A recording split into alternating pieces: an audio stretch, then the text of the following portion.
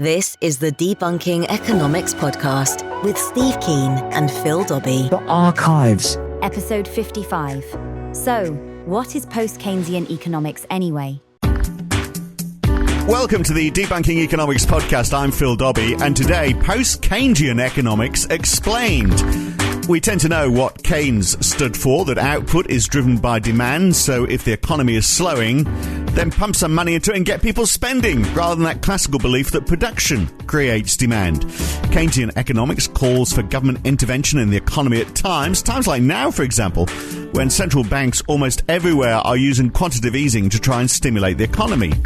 But are we interpreting Keynes as he would like to be interpreted, or did we miss something, or have we missed what he was saying altogether? Steve Keen describes himself as a post-Keynesian economist. Steve, there's also new Keynesian economics. Does anyone believe in straightforward Keynesian economics anymore?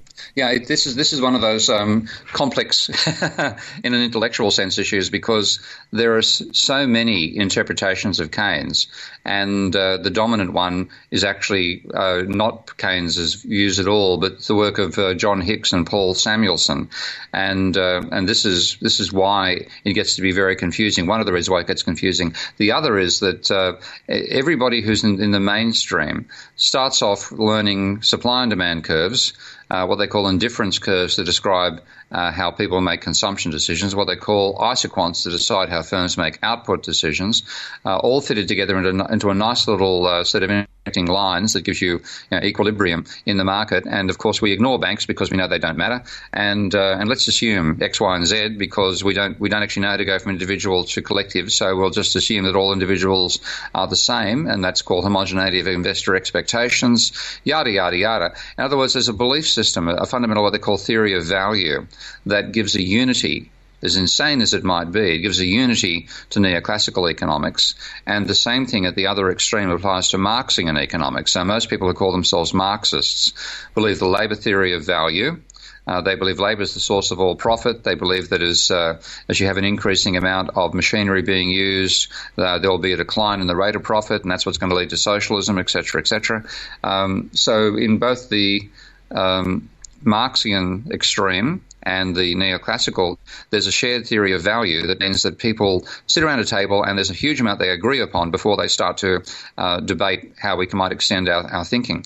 Whereas the post-Keynesians are a very eclectic bunch, all united by one thing, and that's the belief they don't want to be the Marxists or neoclassicals. Right. So that's the strange thing. So, let's look at one of those fundamentals of economics, which is the supply curve, which slopes up from the left to the right as the price of a commodity rises. The more you produce, and it keeps on rising. But you also have rising marginal productivity because supply is constrained, and the cutoff in demand happens at some point because that cost of production is higher than people are prepared to pay. That's a fundamental economic theory. You say it's wrong. That was based on armchair logic by Marshall, which was based on a vision of production, which when it was explained to industrialists in the 1930s by a bunch of economists, one of them started saying, "You're accusing us of being stupid." They said, you're accusing us of being reactionary. That's not how we behave at all. We design factories so that the factories reach maximum efficiency at maximum output, and therefore the cost of production falls as we increase the number of level of utilization of our factories. And post-Keynesians took that to heart, and their microanalysis, which is based on empirical research into the actual cost structure of firms, and empirical research into how people actually make consumption decisions, and supply and demand curves go out the window. So post-Keynesians in general would reject the supply and demand analysis. Whether they've got a complete alternative, that's another story. Right. So they reject that particular part of the micro. But given that we're using Keynes's name, where did Keynes stand on that? Yeah, Keynes still accepted the argument that there was diminishing marginal productivity. And this is written in the general theory. If you read the general theory, you'll find Keynes at one point saying that there's one thing if there's one thing that we must be right on in our benighted discipline, it's this concept of diminishing marginal productivity. There's only a couple of diagrams drawn in the general theory, but one of them does look like a rising supply curve. And one of his disciples stroke influences was an Italian economist called Piero Sraffa. And Piero Sraffa in 1926 worked out the logic that said that the sensible argument was that costs are either constant or falling as output rises rather than rising, on the basis of the way in which one would efficiently manage a factory. So Keynes's own stuff was confused between his Marshallian background. He wasn't exactly directly trained by Marshall, but he was in the Marshallian tradition, and where Marshall was the one who invented the idea of supply and demand curves. And so there's this mishmash of stuff in Keynes. And if you're a staunch neoclassical in the sense that you believe Volra, then you can end up with the whole. Ultimately, in what we ultimately got called the new Keynesians and the new classicals, that vision of economics. So the post Keynesians looked at exactly the same book, and what they saw were the differences. And the main differences, if you wanted to identify the ones that mattered most, they firstly were the world is uncertain. You don't know the future, and uncertainty means you can't make nice rational decisions about what to do.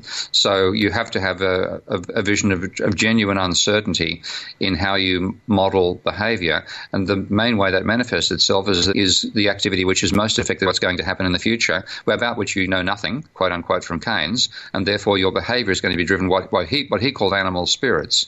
But in terms of how post-Keynesians have tried to model that, the basic argument is people extrapolate current conditions forward because they can't know the future, and therefore you will get booms and busts. People extrapolate the current trend. If it's a boom, they extrapolate a boom. If it's a bust, they extrapolate a bust, and you get cycles.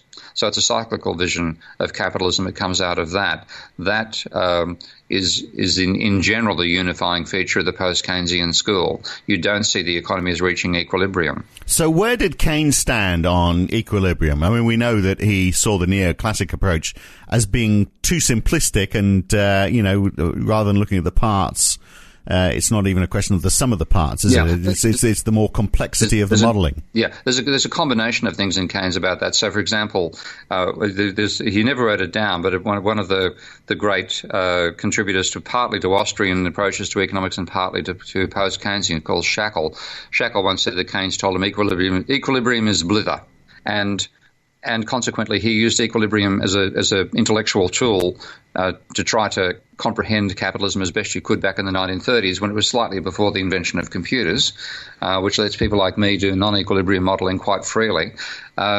He saw it as an organising idea for your thought patterns, and when he talked about what could go wrong with capitalism, he saw it as potentially falling into what he called an underemployment equilibrium.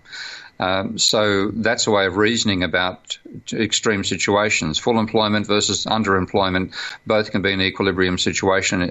No guarantee that employment would reach. Effectively, you could use the supply and demand analysis for the labour market, and this is what neoclassicals tend to do, whether they're conscious of it or not. They imagine that there's a demand for labour and a supply for labour, and full employment is where the two lines intersect. Whereas unemployment to them is a gap between the two lines, and then the gap will occur because the price is too high, so the solution is to drop the price of labour. Now, the post-Keynesian answer to that is twofold. Keynes's argument was to say that he assumed there was a limitless supply of labour out to full employment at the going wage. And therefore, as you increase the demand for labour, you did not increase the price, but you increased the number of people who had a job. And therefore, your definition of unemployment was not a point of intersection of the two curves. It was whereabouts on the labour supply curve are you, and are you a long way from the point at which wages are going to rise with an increase in demand for labour? If so, the gap between that point and where you are is unemployment. And that's involuntary unemployment. So Keynes's vision there, and this has been carried on by the post-Keynesians in a range of ways, is to argue that there is such a thing as involuntary unemployment. People can want to have a work, be willing to work at the going wage, and can't get a job. Yeah, what you're talking about there is that thing called reality. You just need to look around you. But what about also the role of money? Because, Keynes did recognise that money was more than what you've got in the bank or what you've got in your wallet. He did start to include investments and other assets, things that the neoclassic economists ignored. So is that a connection as well between Keynes and post-Keynes? Because I know, obviously, you see debt as being one of the big factors that's generally ignored. It is in many ways in Keynes. It's messed up, because if you read, I think it's the French preface to the General Theory, Keynes explained what he was trying to do was the difference between his second major book, which is the Treatise on Money. By the way, I've got to make a confession here. I have not read one of the things I've lost. You lose the time for scholarship in academia these days with the work level that's involved. And I have not read the Treatise on Money, and I have not read his Treatise on Probability. So I've got to. That's one of the things I intend making amends when I put down my university cloth at the end of this year and start writing my own magnum opus. I've got to read those two works by Keynes that I haven't yet read. But he wrote the Treatise on Money early on in the Great Depression. Then, according to Victoria Chick, who's one of the UK's leading post-Keynesian economists, Vicky says that when he wrote the General Theory, it was after all the banking crises had passed, and he was trying to write a more general analysis, and thought effectively, in some ways, he thought he'd solved the issue about the role of banks in causing a financial crisis. But then, in the General Theory, his ambition, as stated, I think, in the French preface, was to unify the analysis of money with our general analysis. And the general analysis he was thinking of was still fairly Marshallian. So there's an intention in the General Theory to bring money into the analysis of supply and demand. Now, in 1937, in reaction to people's readings of the General Theory, which of course were quite different to what Keynes thought they'd read, he wrote some very, very papers where the role of money was much, much more important. And one of those elements was a wonderful piece of witticism. And again, here I'm not sure if it's in the 36 General Theory or 37 paper called The General Theory of Employment. He wrote this little line saying, money, it is said, is a store of wealth and a way of value, and you hold it as a store of wealth. He said, why would anybody outside a lunatic asylum hold money? Because it returns nothing to you. He said the only reason is that money reduces our disquietude about our trust in our own expectations of the future. And so he was sending up the neoclassicals by saying that you don't believe there's any role for money. He said that only applies in a world in which you know the future. And if you're not particularly confident, you're going to want to hold more money in case things don't work out the way you want to. Therefore, you get this demand for liquidity coming out of it, and that liquidity can mean at some point you want to liquidate everything you've got, which is not money, to get money as soon as possible, and that's what causes one of the things that causes a financial crisis. So money plays a crucial role in, even given that attempt to bring it back into supply and demand analysis. Money plays a crucial role in Keynes's thinking, and that was why it was called the General Theory of Interest, Employment, and a General Theory of Interest and Money. Yeah, General Theory of Interest, Employment and Money. We've got a really bad line. Sorry about that. So look, I mean, what you've described there, I guess that raises another topic, doesn't it? Because this idea that you are going to liquidate your assets because you're a little bit concerned about the future, whereas if you knew the future, maybe you wouldn't, shows that, that another part of the neoclassic theory is that we all behave rationally. And in reality, that doesn't happen. Well, the definition they've got of rational, they've got is irrational. And this is the thing, it's a definition of rational, which assumes you know the future. Or if you presume you can use risk as a proxy, an accurate proxy for uncertainty. Now, of course, that's what they did. And the point is you cannot use past outcomes to predict future behavior. That's what uncertainty is. Whereas risk is you can use past averages to predict the future. Now, neoclassicals happily substituted one for the other because it's mathematically tractable. But that is just not realism.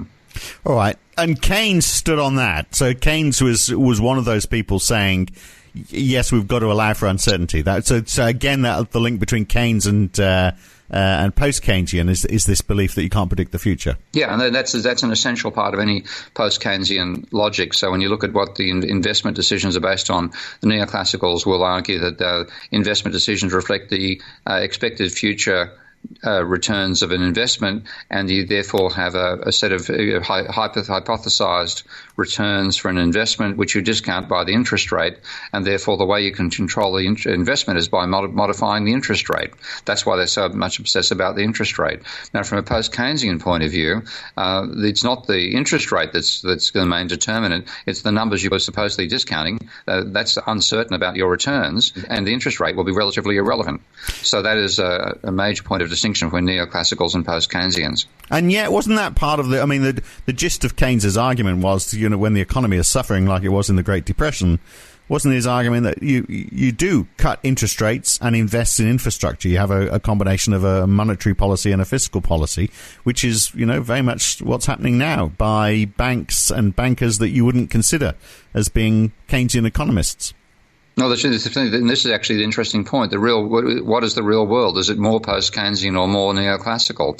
And if it was more neoclassical, I wouldn't be getting the audience I've got, and central bankers wouldn't be driving interest rates down towards zero.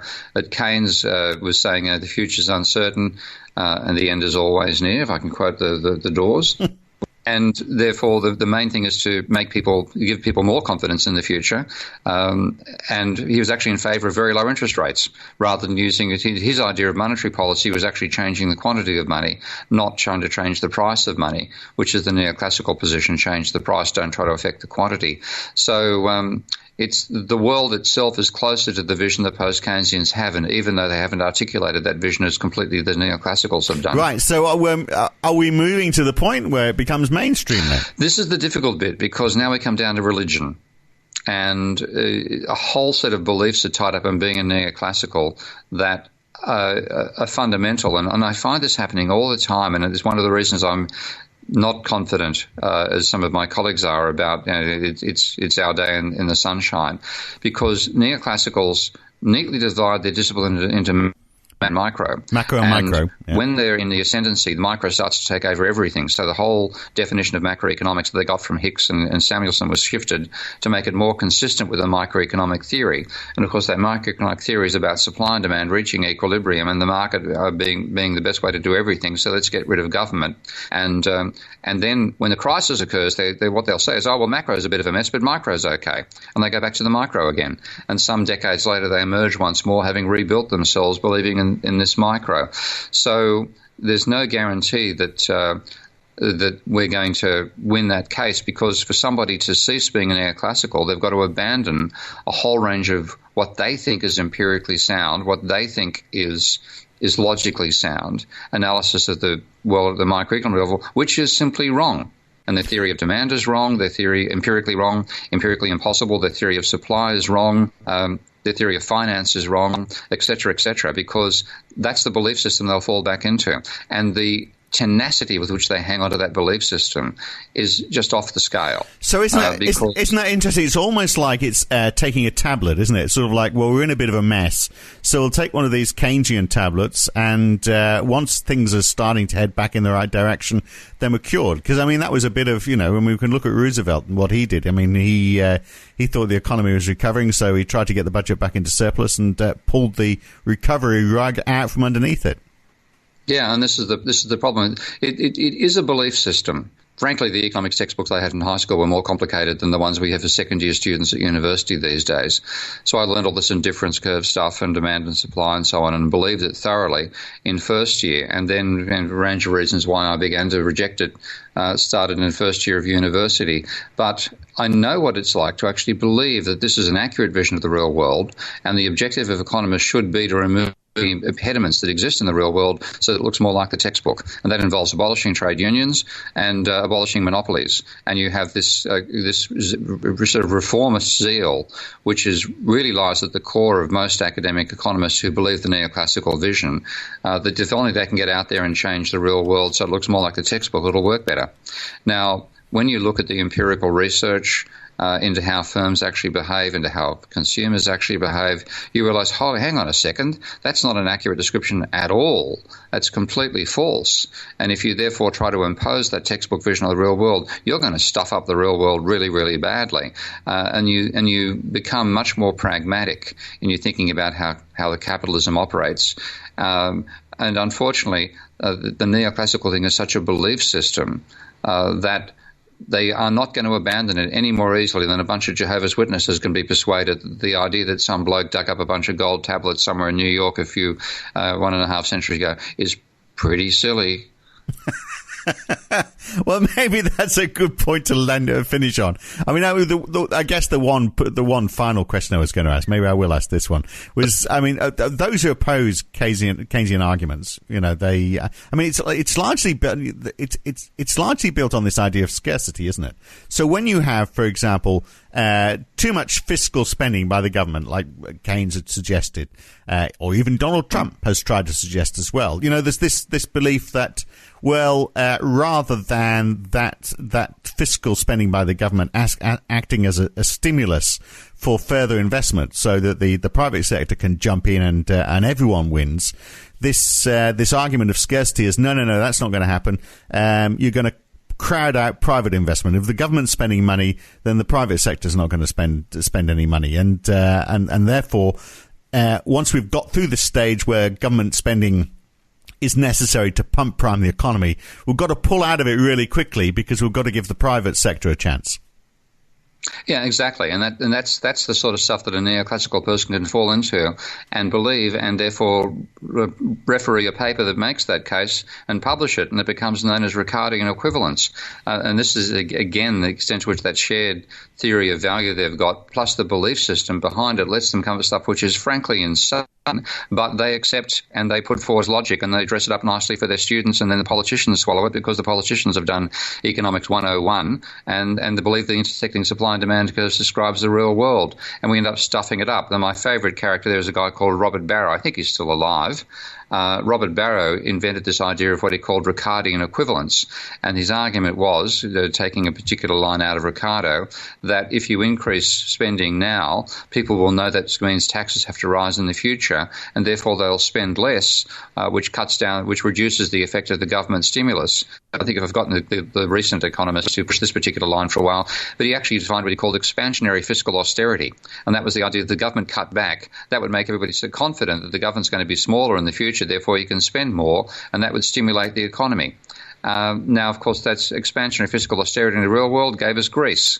So it is the whole set of beliefs that go together that end up being based on this idea that we're in a scarcity economy, when fundamentally we're not in a resource-constrained economy, we're in a demand-constrained economy. And that's Keynesian and post-Keynesian economics. That's another key element of the two, I guess, is that it's going for growth rather than pushing the scarcity argument. Yeah, and I think because, as I said again, because there's no unifying theory of value for post-Keynesians, they haven't yet worked one out.